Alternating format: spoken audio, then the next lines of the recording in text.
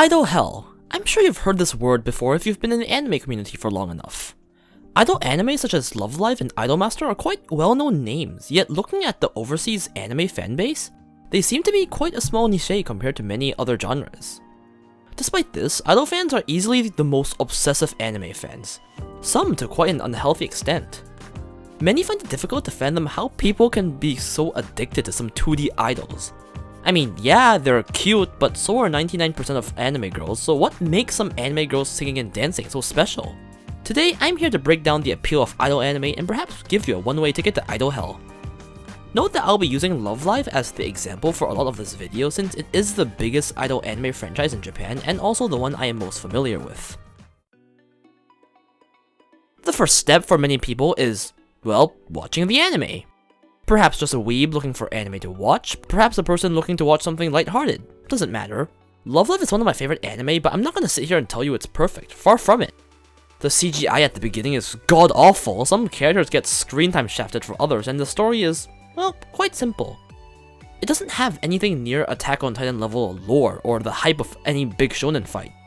But what it does have is a well-written sports story. The idol genre is really just sports with songs if you think about it. You see a group of girls do their best to achieve their dreams, and as cheesy as it sounds, it's motivating. Just like any good sports anime, you see the characters' triumphs and failures, and get emotionally invested in them. Pack that along with great music, and boom, you got yourself an emotional story with lovable characters. I would continue trying to sell you on idol anime, but for all the hardcore fans, that's really only the first step and not why we stayed in idol hell. I'm not here to review anime, I'm here to drag you to idol hell, so let's move on. For most anime, if you really like it, you discuss it with some other people, buy some merch perhaps, and move on. There just isn't much other content to consume. But idol franchises are not about that, oh no. You search online and realize, oh, there's a gacha game, and start playing and burn your life savings for PNGs. You then also realize that these franchises have more music than my entire goddamn lifespan, so you start listening to them. I mean, look at this, Jesus Christ! Most people are quite put off by the generic cheery idol-y songs, but when you look a bit deeper, you realize that many of these songs outside the anime are nothing like that. Many of them have quite unique styles and are goddamn bangers. Jazz, rock, EDM, even Initial D, if that's a genre, there's something for everyone. I swear, if you just randomly let a friend listen to any Guilty Kiss song, you can get even a once idol anime hater to give in to the devil and become one of us. Oh, and did I mention that some of these come with fully animated PVs? And the merch, oh the merch. These companies have optimized milking addicted idol fans because every week you look, there's some super cool new merch. It's on a whole different level compared to all other anime. This is all super cool when you first get into it. I mean, so many choices of the different costumes and different girls. It's like an endless black hole of merch that you can never stop buying. The true sign of a veteran idol fan is no less than 50 posters, 100 CDs, and enough coasters to serve the entire goddamn country. And we're not even getting into figures. Just the amount of things Lovelive has to offer is insane and enough to keep you occupied and invested for even months after watching the anime. Looking through the Lovelive official channel, you see these live streams and get curious, only to see 3D women on your screen instead of the usual 2D. This is where the journey to Seiyu hell begins. Seiyu, in case you didn't know, refers to the voice actresses of all the characters in the anime. While Seiyu are quite involved in Japan with a lot of their own anime, such as with talk shows and radios, idol anime takes this to a whole new level. The usual introduction are the live streams, where they just kind of goof around, talk about their characters, and just play games. While not on the level of HoloLive, there are some un-idol-y and or hilarious moments. Here are some examples. Hi! Didn't... Nani?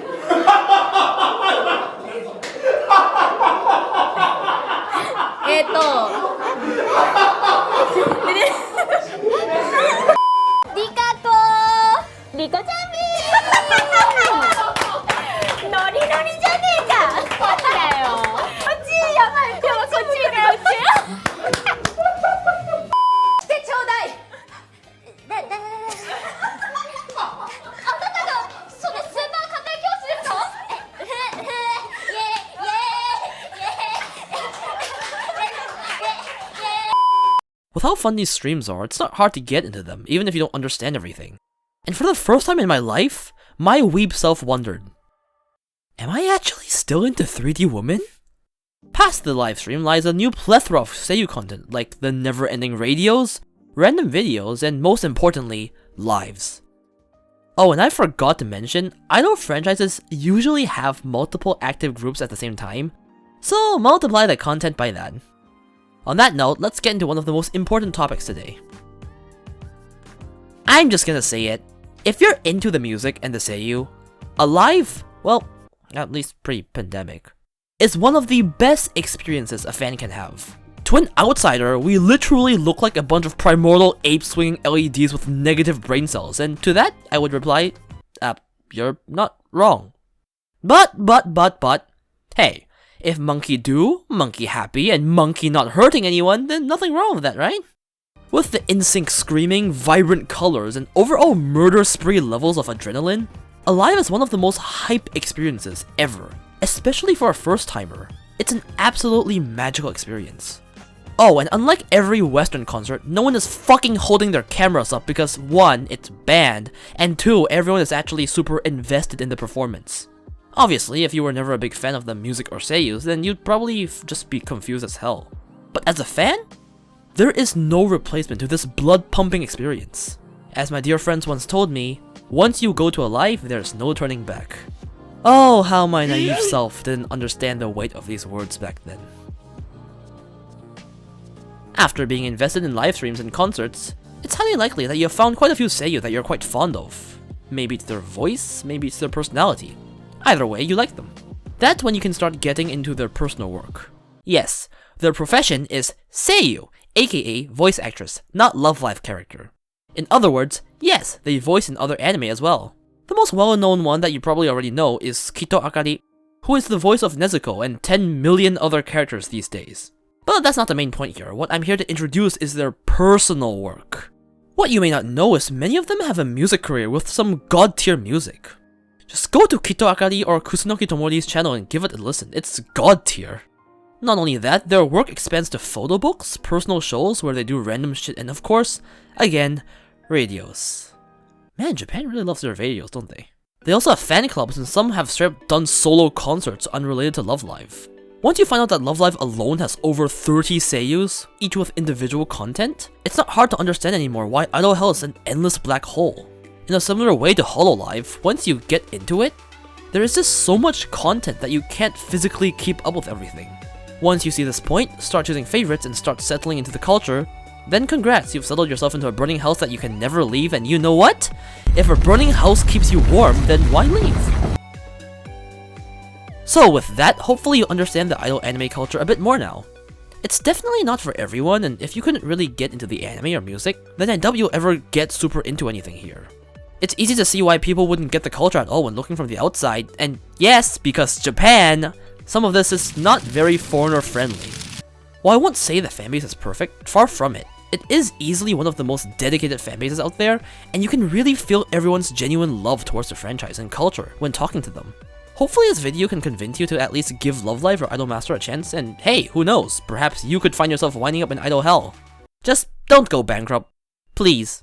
I take no responsibility. Thank you so much for watching this video. If you enjoyed this video, then be sure to subscribe for more anime content and shitposts. With that, I'm gonna go burn more money in the fire that is Idol Hell.